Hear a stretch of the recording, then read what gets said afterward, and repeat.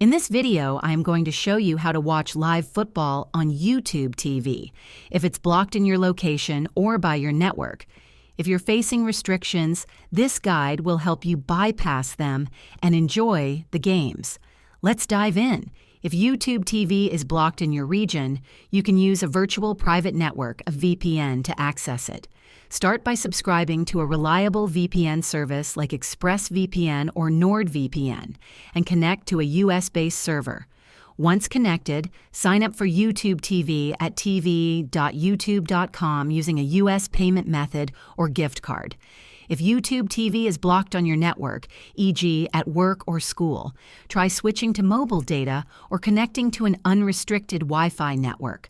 Alternatively, you can use the YouTube TV app on your smartphone or tablet, which may bypass network-level blocks. Keep in mind that using a VPN should comply with YouTube TV's terms of service, and ensure your internet connection is stable for uninterrupted streaming. If this video helped you learn how to watch live football on YouTube TV when it's blocked, please like and subscribe to the channel. Thanks for watching.